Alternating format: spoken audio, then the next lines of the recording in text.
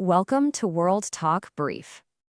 Okay, let's dive into a really significant policy shift in the United States around climate change regulations. Here's what we're going to cover. We'll look at the major reversal that just happened, go back to the original 2009 ruling to see why it was so important, unpack the two competing visions at play, map out the court battle that's almost certainly coming, and finally explore the consequences and the uncertainty this all creates. All right, so first up, the main event. The Trump administration has officially reversed a critical scientific ruling from the Obama era, a ruling that has been the very foundation for all federal action on curbing planet-warming gases. The White House is billing this as the largest deregulation in American history, really framing it as a major move to help the economy. But, as you can probably guess, environmental groups immediately announced they were preparing to challenge this in court. So, what exactly was this rule that's now been tossed out? To really get why this reversal is such a huge deal, we need to rewind the clock back to 2009 and look at this foundational piece of policy. So back in 2009, the Environmental Protection Agency, the EPA, made it official.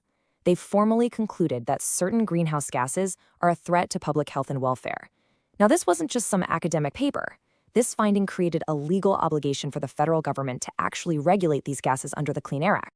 And the finding specifically zeroed in on these 6 gases, the big ones like carbon dioxide and methane, plus 4 others. And for the first time, it put them directly under comprehensive federal oversight. This one finding, this single decision, became the legal bedrock for a whole host of regulations. As this former EPA attorney puts it, it was the linchpin of U.S. climate policy. It's what gave the government the authority to set rules for everything from cars and power plants to the oil and gas industry. So you can imagine, getting rid of a rule that foundational sets up a pretty stark conflict. You've got two completely different visions for what this rule means for the economy and for public health. The administration's argument is fundamentally an economic one. They argue that the regulations built on top of this finding were a massive burden, one that seriously damaged industries like the auto sector and drove up costs for everyday people.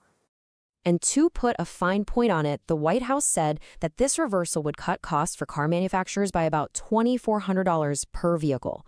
So it's being presented as a direct cost-saving move.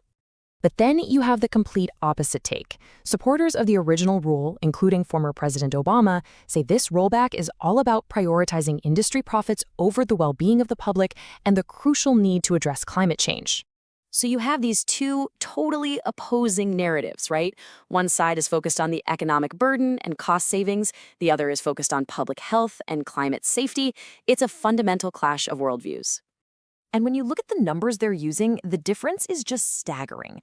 The administration is talking about over $1 trillion in savings. But environmental groups counter that, saying less efficient cars will actually force Americans to spend an extra $1.4 trillion on fuel. And then there are the health impacts they project: tens of thousands of additional premature deaths and millions more asthma attacks. Now, this whole move isn't just a simple policy change. A lot of legal experts believe it's actually a very calculated legal maneuver, one that's designed for a much bigger showdown down the road. The administration's scientific case for the reversal rests on a report from a panel they handpicked. The thing is, this scientific foundation is already looking a bit shaky. A federal judge has already ruled that the way the panel was formed actually violated the law, which could create a pretty big hurdle for the administration's legal team. So here's how this is expected to play out. First, environmental groups are going to sue. That's a given. Second, the administration will defend its reversal in court. And third, the ultimate goal here seems to be to push this case all the way up to the Supreme Court. And that right there is the end game. A win at the Supreme Court wouldn't just be about this one policy. It could set a massive precedent that permanently removes the EPA's authority to regulate greenhouse gases this way.